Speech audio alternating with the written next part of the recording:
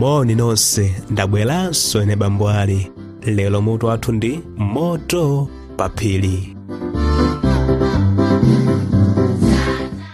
Vesi loloweza ndi Masalimo 4 vesi yaka 3. Azamva Yehova mmene ndimfuwulira iye. Lero tiphunzira kuti Mulungu amamvesera ndi kuyankha ndikapemphera. Jack ndi Mary adali ali ku kampu ya sabata imodzi. Iwo adakusowa kwambiri kwawo. Akadangolankhula ndi mayi komanso bambo awo analotsimikizika kuti mtima wawo udzatsika. Adayimbira foni kwawo kuchokera ku kampuko. Amayi awo atayankha foni, iwo anali osangalala kwambiri. Umo ndi momwenso Eliya anamvera Mulungu atayankha pemphero lake. Obadiya anathamanga pa njirayo, chovala chake chili petupetu kumbuyo kwake. Eliya wabwera! Adafuwula kwa mfumu Ahabu. Nkhope ya mfumu Ahabu idafira ndi mkwiyo. Eliya anali munthu amene anali kumufunafuna kwa nthawi yayitali. Mvula idali sakugwa mu Israeli kwa zaka zitatu. Kunalibe chakudya, ndipo m'maganizo mwawo amati lidali vuto la Eliya. Mfumuyo idathamanga kukakumana ndi Eliya. Ndiwe amene wazesa mavuto mu Israeli iwe. Iyo idakalipa. Eliya anali atangoyima ndipo sadachite mantha. Sindinazunze Israeli, iye anatero. Ndinu amene mwazesa mavuto. Inu ndi banja lanu mumalambira mafano a Baala malo molambira Yehova. Memezani anthu onse a Israeli ndi aneneri onse a Baala apite ku phiri la Karimeli. Kumeneko tikaona kuti Mulungu woona ndi uti, Baala kapena Ambuye.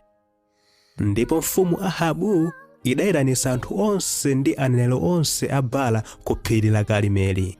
Eliya anayima pamaso pawo nati, aneneri a Baala adzapereka nsembe ya ng'ombe. Iye anatero. Ayika pamwamba pa nkhuni pa guwa la nsembe, koma sayasa moto. Ndiperekanso ng'ombe ya mphongo ndi kuyika pamwamba pa nkhuni pa guwa langa la nsembe. Nanenso sindiyasa moto. Aneneri a Baala adzayitana pa dzina la mulungu wawo. Ndidzayitanira pa dzina la Yehova. Mulungu amene adzayankhe poyasa moto nkhuni, ameneyo ndiye Mulungu woona. Anthu onse adavomerezana kuti uwu unali mwezi wa chilungamo.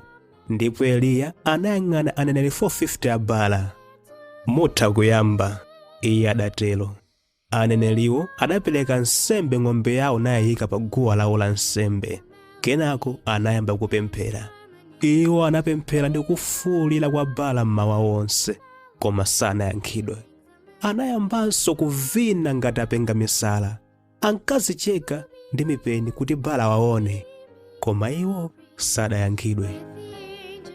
Nthawi ya madzulo Eliya anati, tsopano ndi nthawi yanga. Choyamba iye anakonza guwalo ndi kukumba ngalande mozungulira. Kenako anapereka nsembe ng'ombe yake nkuyika pamwamba pa nkhuni. Dzadzani misuko inayi ikuluikulu ndi madzi ndi kuthira pa nsembeyi ndi pa nkhunizi, iye anatero. Anthu mwachangu adachita monga momwe iye adanenera. Thiraninso kachiwiri, anatero Eliya. Ndipo madzi ambiri anathiridwa pa guwa la nsembe. Thiraninso madzi kachitatu, Eliya analamula. Ndipo nthawi ino madzi adayenderera ponse paguwa paja nasefukira mu ngalande muja.